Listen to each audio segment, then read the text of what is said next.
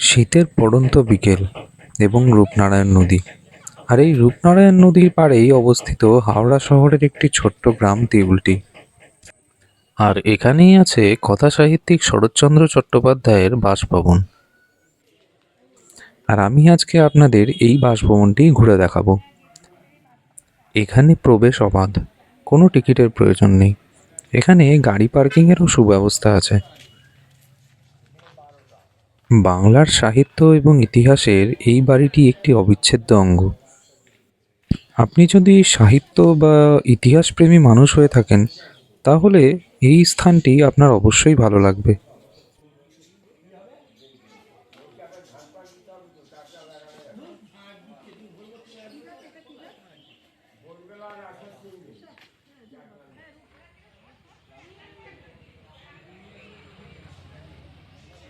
জালাটা খোলা থাকতো, রূপনারায়ণ নদী খেতে বলতো, 2 নম্বর রাতে লোকরা ইতিহারে ওনার নিচে এসে মৃত্যুসজ্জা ছবিটা দেখতেন শরৎচন্দ্রের বিদ্যাপতি স্ত্রী হিরণময়ী দেবী।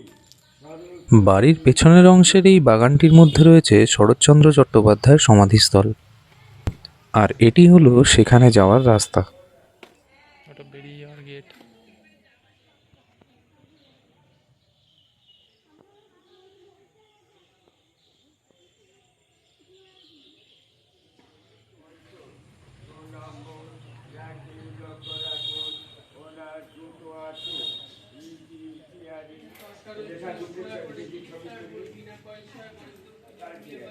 এই বাড়ির আনাচে কানাচে ছড়িয়ে রয়েছে প্রচুর ইতিহাস, যা ওখানকার যিনি গাইড আছেন উনি আপনাকে খুব সুন্দরভাবে বিস্তারিতভাবে ডেসক্রাইব করবেন।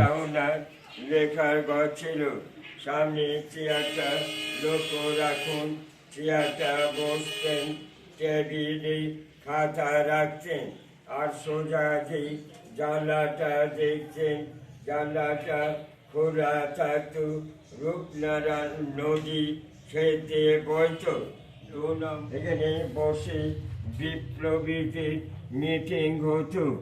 নেতাজি এসেছিলেন দুবার, রাসবিহারী বসু, বাঘা যতীন, বিপিন বিহারী গাওলি, চিত্তরঞ্জন দাস সব নদী পথে এসে রাতে মিটিং করতেন। হারিতেন লণ্ঠন গেলে, ডান দিকে একটা ঘড়ি চলছে, লক্ষ্য রাখুন, 100 বছর আগের ঘড়ি।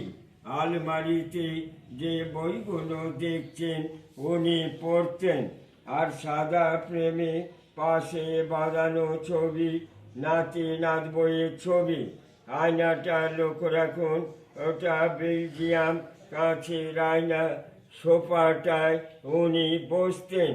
এটা বিপ্লবীদের তখন জাতীয় কংগ্রেসের সিম্বলটি এই চারটা, ওই যে ইজি চেয়ারটা রয়েছে, উনি বসে চিকিৎসা করছেন। এই খাঁচাতে ময়ূর পুষতেন। এখন ময়ূর ডাকা নিষেধ, তাই ময়ূর ডাকা হয়নি। পাথরের মূর্তি চিত্তরঞ্জন দাস যখন দেশের উদ্দেশ্যে অ্যারেস্ট হয়ে গেছিল, ওনাকে নিয়ে গেছিলেন, সেই ঠাকুরটা আজ নিত্য পুজো হয়। চিত্তরঞ্জন দাসের বাড়ির ঠাকুর, আলমারিতে ওষুধ রয়েছে, রাধাকৃষ্ণ ঠাকুরের পাশে লক্ষ্মীর হাঁড়ি রয়েছে। আর সোজা যে জানলাটা দেখতে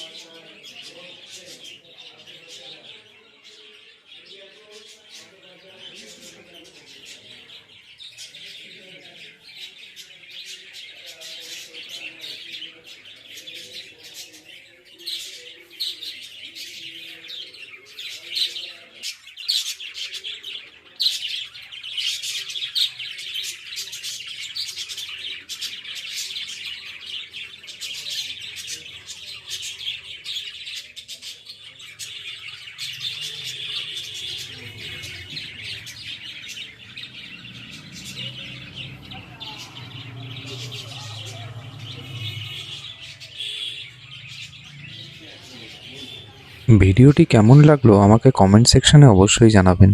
যদি ভালো লাগে তবে একটি লাইক করবেন আর চ্যানেলটিকে অবশ্যই সাবস্ক্রাইব করুন।